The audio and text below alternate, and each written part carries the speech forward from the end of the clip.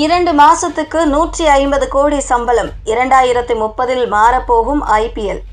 லலித் மோடியின் அதிரடி கணிப்பு.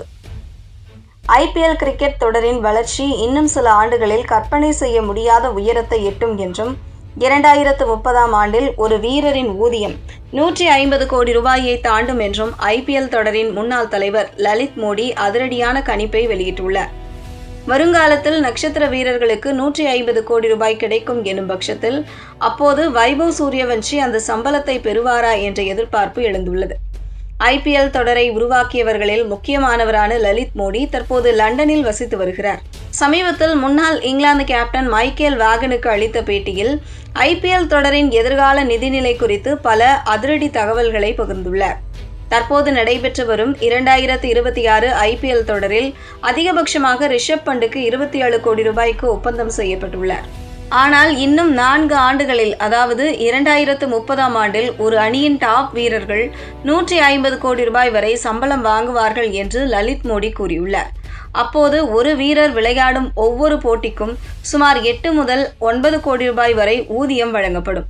ஒரு சீசனில் 16 போட்டிகளில் விளையாடும் ஒரு நட்சத்திர வீரர் 15 முதல் 16 மில்லியன் டாலர்களை தாராளமாக பெறுவார். இதில் எனக்கு எந்த சந்தேகமும் இல்லை என்று அவர் தெரிவித்துள்ளார். ஐபிஎல் அணிகளின் மதிப்பு தற்போது தலா 2 பில்லியன் டாலர்களாக உள்ளது. இது 2030ஆம் ஆண்டில் இரட்டிப்பாகும்.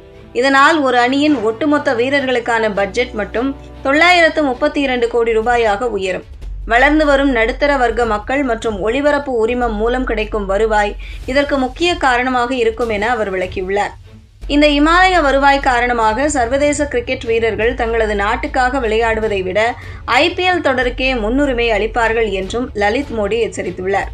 ஒரு வீரர் தனது நாட்டுக்காக 85 நாட்கள் விளையாடி 8 கோடி ரூபாய் சம்பாதிப்பதா அல்லது வெறும் 2 மாதம் ஐபிஎல் தொடரில் விளையாடி 150 கோடி ரூபாய் சம்பாதிப்பதா என்ற நிலை வரும்போது அவர் தனது குடும்பத்தின் எதிர்காலத்தை கருத்தில் கொண்டு ஐபிஎல் தொடரையே தேர்ந்தெடுப்பார்.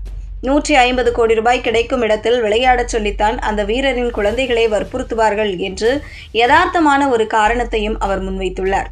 உலகிலேயே மற்ற அனைத்து லீக் தொடர்களுக்கும் தாய் போன்றது ஐபிஎல் தான் என்று குறிப்பிட்ட லலித் மோடியின் இந்த கணிப்பு கிரிக்கெட் உலகில் மிகப்பெரிய விவாதத்தை ஏற்படுத்தியுள்ளது.